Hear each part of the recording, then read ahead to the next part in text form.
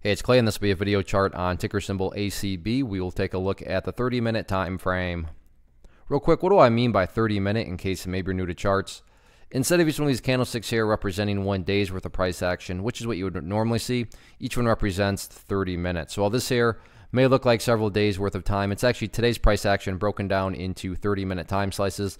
I like to this time frame that does a good job of telling the quote-unquote story of the price, and then makes mapping out where levels of support and resistance a bit easier to see. Been doing this analysis on a routine basis. Did it yesterday on Tuesday, but want to get things updated here. First thing I'm going to do is just some house cleaning. Go ahead and get rid of that line up there. Yeah, that level still pertains. It's just not relevant anymore. And from a presentation standpoint, I don't want to risk causing confusion and clutter because there's lines all over the place. So let's try to keep this as clean as possible.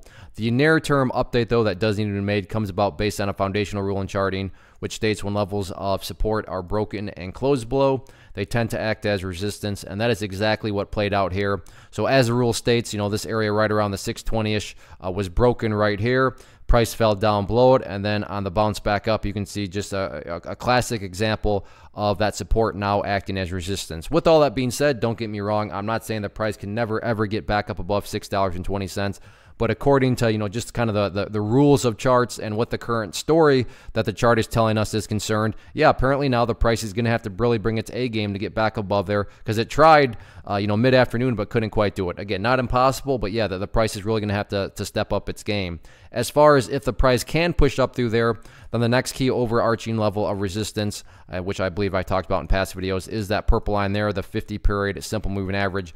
Very well known, very famous, technical indicator. So a lot of eyeballs watch that one. However, I am getting a little bit ahead of myself because as of right now, step one is definitely getting up above 620, and then you can start to focus more so on that purple line up there.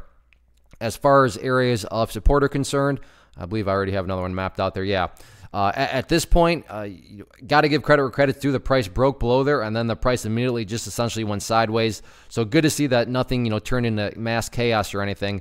But it's looking like $6 could be in play here, which is that green line right there. And you also have the pink line, which is the 200-period simple moving average. So kind of a double whammy of support right there, which I think I mentioned in Tuesday's video. But regardless, that is definitely a level that could come into play.